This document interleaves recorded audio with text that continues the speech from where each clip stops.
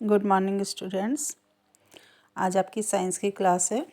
Last time में हमने chapter 10 गुरुत्वाकर्षण पढ़ रहे थे। उसमें हमने मुक्त पतन के बारे में पढ़ा था। आज हम गुरुत्वीय त्वरण जी के लिए सूत्र की स्थापना करेंगे। तो सबसे पहले हम जैसा कि जानते हैं, जी गुरुत्वीय त्वरण है, जो कि जब भी कोई वस्तु ऊपर से नीचे गिराई जाती है तो पृथ्वी के गुरुत्व त्वरण के कारण वस्तु के वेग में परिवर्तन होता है। तो उसी के कारण वो वस्तु नीचे की ओर आती है। तो देखिए, जब किसी m द्रव्यमान की वस्तु को पृथ्वी के ऊपर से कुछ ऊंचाई से गिराया जाए तो वस्तु पृथ्वी के गुरुत्व बल के कारण नीचे आ जाती है।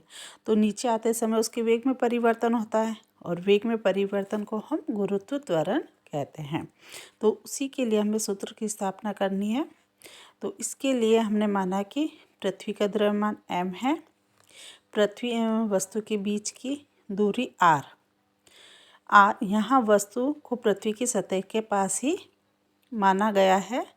इस कारण पृथ्वी और वस्तु के बीच की दूरी d पृथ्वी की त्रिज्या के बराबर हो रही है। सपोज करो ये हमारी पृथ्वी है।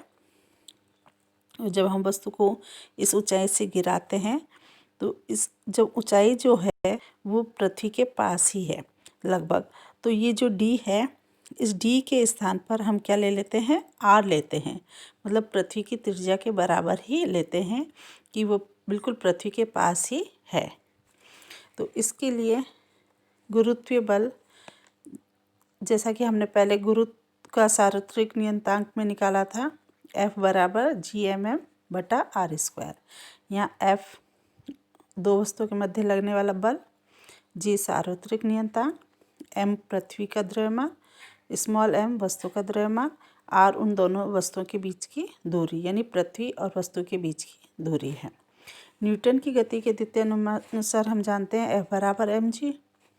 तो इस F का मान जो mg है वो समीकरण 1 में रखने पर यहाँ पर हमने mg रख दिया, Gmm/r²। स्मॉल m से स्मॉल m कैंसिल हो गया, तो G बराबर Gm/r²। यही गुरुत्वीय त्वरण के लिए सूत्र की स्थापना है। जब भी हमें गुरुत्वीय त्वरण पूछें तो हम इसको यही सूत्र अप्लाई करेंगे, Gm/r²। यहाँ G गुरुत्वीय सार्वत्रिक नियतांक है, m पृथ्वी का द्रव्यमान है और r वस्तु और पृथ्वी के बीच की दूरी है। यहाँ गुरुत्वीय त्वरण हम देख रहे हैं, इसमें वस्तु का द्रव्यमान नहीं है, अतः गुरुत्वीय त्वरण वस्तु के द्रव्यमान पर निर्भर नहीं करता है। इसके बाद हम ये पढ़ते हैं कि G का मान जो होता है वो हमारी पृथ्वी के ध्रुवों पर और विषुवत रेखा पर कितना होता है।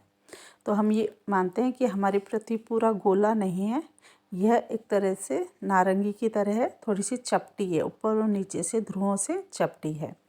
तो ध्रुवों से जब विषुवत वृत्त की ओर हम जाते हैं तो वहाँ पर पृथ्वी की त्रिज्या बढ़ती है और पृथ्वी की त्रिज्या बढ़ेगी तो गुरुत्वीय त्वरण का मान क्या हो जाएगा, कम हो जाएगा। तो अतः हम ये कहते हैं कि G का मान ध्रुवों पर विषुवत रेखा की अपेक्षा अधिक होता है। Gp is greater than Ge। Gp गुरुत्वीय त्वरण पोल पर और गुरुत्वीय त्वरण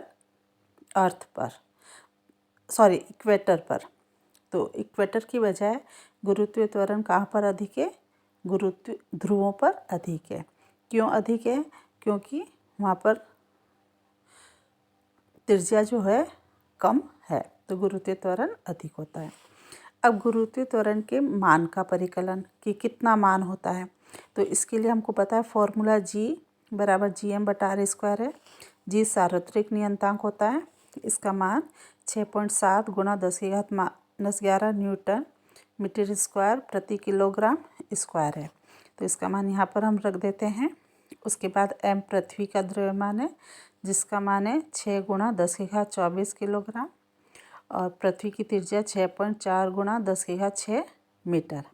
यहाँ पर फॉर्मूले में स्क्वायर है, यहाँ पर हमने स्क्वायर ले लिया। अब इसकी जब हम पूरी की कैलकुलेशन करते हैं तो जी का मान आता है 9.8 मीटर प्रति सेकंड स्क्वायर। तो गुरुत्वीय त्वरण का मान कितना हो गया? 9.8 मीटर प्रति सेकंड स्क्वायर। जब भी कोई वस्तु गुरुत्वीय त्वरण अनुभव करती है तो उसमें गुरुत्वीय त्वरण का मान हम 9.8 मीटर प्रति सेकंड स्क्वायर ही लेते हैं, और आंकिक प्रश्न करते समय सुविधा के अनुसार इसे हम 10 ले लेते हैं, 10 मीटर प्रति सेकंड स्क्वायर ले लेते हैं। तो इस प्रकार आज हमने गुरुत्वीय त्वरण के लिए सूत्र की स्थापना और गुरुत्वीय त्वरण जी के मान का परिकलन हमने पढ़ा था।